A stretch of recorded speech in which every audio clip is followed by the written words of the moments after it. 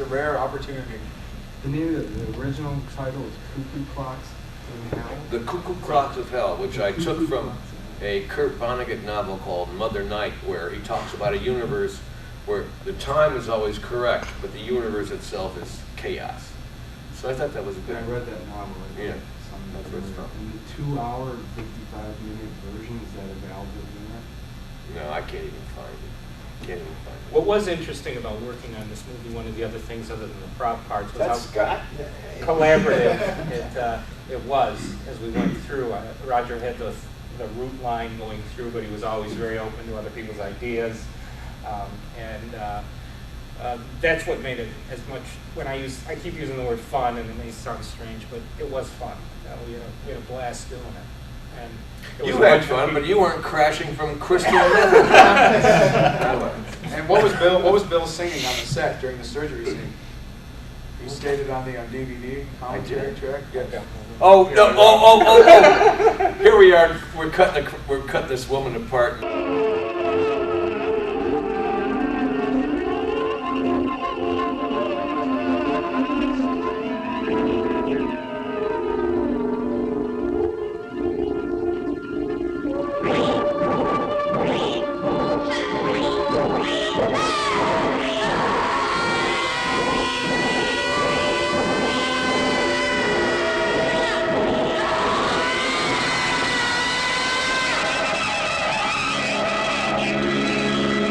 Bill's going, I am strong. I am invincible.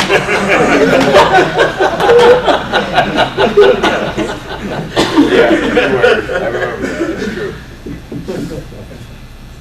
Yes. Yeah. As someone who was in the 70s porn industry, I'm wondering if you've seen the movie Boogie Nights, and if so, what was your reaction to it? Boogie Nights is a piece of shit which has the world of pornography is the world of mafia. It's the world of drug addiction, it's the world of intimidation, and that's what it is. Not for me, for the women. It's a fucking horrible business. Yes. You're saying like the porn industry's not like glamorous as well? No, it's horrible. It's horrible. You don't want to be part of it. Yeah. Quick one. It's been 30 years. Are you able to do something like that now? This? Yeah. It'll never happen again. Never. Nope.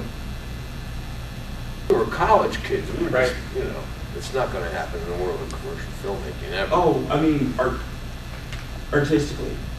Because, for instance, going back to Last House, Craven said he can never make a movie like that again. I don't think no. Because nobody told us what to do. We just did it. And that's not about to happen. Once money rears its ugly head, you're pretty really. You are. I hope there's no kids in here. In all those years, after you said your daughter watched it when she was 3. They loved it though.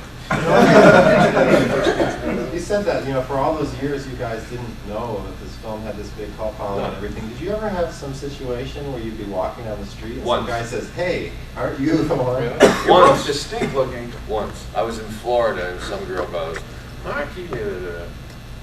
And when that happened, did you know what she was talking about? No, I said, yeah, will you give me a blowjob?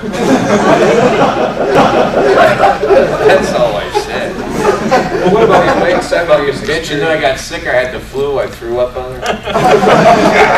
What about your late 70s experience walking down the street in Times Square? Which one is this? When you ran into the individual who told you about the film being... Oh, Bob Warmflash, yeah. I was cutting, her name was Lisa, on 9th Avenue and 44th Street at the Film Center. So I came down the street and this guy says to me, holy shit, you're the guy cutting up people in this goddamn movie and shit. And I was like, who are you? He goes, no, I saw this film, blah, blah, blah. And he did. He had actually cut the trailer to it. And he goes to me, it's been out in the South now called the Fun House for like the last 6 months. And it's coming out in New York City. It's going to be called that. And he was right. Yeah. 2 questions. One is, you said you had essentially no budget to work with, and yet this is the first time I've seen this movie that I read in 1972. It's obviously amazing. I think it's most amazing about it is, despite a movie with absolutely no budget, it doesn't play as you're watching the movie. It's a testament to his It's a artistry low-budget and the movie. camera. I guess it's more of a comment. I guess the other one is a question, sort of a follow-up on the issue of intent. In terms of your intent, was it just in 1972 to make the most disturbing, No. revolting, or did you really, despite the fact that you said you're messed up in the head, did you really think beyond that and have some intent as to why this kind of movie would have been made back then and sort of the purpose behind it? Well, I knew I had to shock people because I knew with $1,500 and $1,400 of it's being spent on crystal methadone, I don't have much money here. So I knew I had to shock people just to be noticed. It is not my this film is not my sensibility. It's not. The only people I get excited about right now, the only person I get excited about right now is David Aronofsky. I like Pi and I like Requiem for a Dream. And I think he's the only person making films right now that I really give a shit about. Okay? So back then when I was doing this, I had to do, try to do the same thing, I guess. But thank you for the question. In watching the film, you really get the sense that everyone involved was just a total maniac, that the cast was They're all not, nuts. though. And that's the question. What were they like? What were these Bill actors Schlageter like? is one of the most decent people I ever knew. Amputee Grand Prix and your other short films. I mean, you started. Bill is a so star of the young. Amputee Grand Prix. It's hard to find now, but it does exist. It's about, well, Bill plays a young child whose grandfather is Paul Jensen. I don't know, maybe some of you guys have read books by Paul Jensen. And he's the grandfather, and Paul has no arms or legs. And he's all excited. None of my own. He keeps asking his grandfather, "Tell me about the limb fairy. Tell me about the limb fairy." So Paul says, "Well, if you lose a limb and leave it under your pillow, it'll bring you a quarter." So he starts cutting off his limbs, and he falls in love with the limb fairy. So he keeps just sawing off everything until he's just a mess. And then he becomes an Amputee Grand Prix skateboard. It's a very good film. I'd like you to get to see it. I don't know. We had to yield to passing cars, too. We had to yield to passing cars. Many of them would cost millions to rent. Today, they're so old, they look so old now. But there were people in shopping carts and wheelchairs.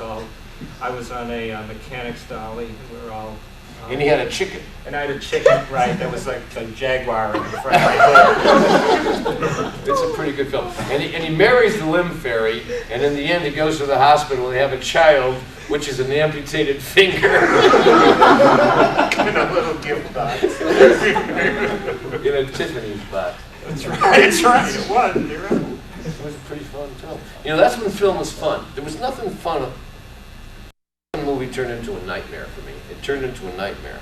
When I was making Amputee Grand Prix or Requiem or Ronrico or these things I made, it was fun and I enjoyed it and I loved it. I haven't loved film in years, really. Yes? During the climax of the film, I know you said everything was pretty much controlled. It wasn't just a bunch of maniacs running around. Everyone was dedicated. Did you guys go through the scenes beforehand? Practice, give them run-throughs? No, we just did it. For the most part, just kind of... Right, like the surgery scene, there was no rehearsal. Well, I mean, we set it up and we did it. Like the actual takes that are presented as the stunt films themselves. Where is that good looking blonde I want? If you give a description, maybe someone will go look for it. Well, she's got a shirt on that says Last House on Dead End Street. She's out in the lobby. She is? I'm sorry. The scenes that are presented as the stunt films are just one long continuous take. So you guys can run through those at all to make sure that nothing goofy will get in the way. Each one of those murders was done on one night. That's what it was. And pretty much edited in the camera, too. I understand you had some trouble with that eyeball. Yes, we did. You were there for that. Didn't. You want to describe what was happening with the eyeball? Well, it looked like it was going to work and it didn't.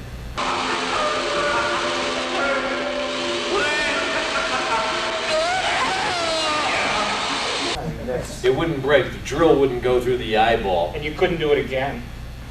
It was one take. That's all it was.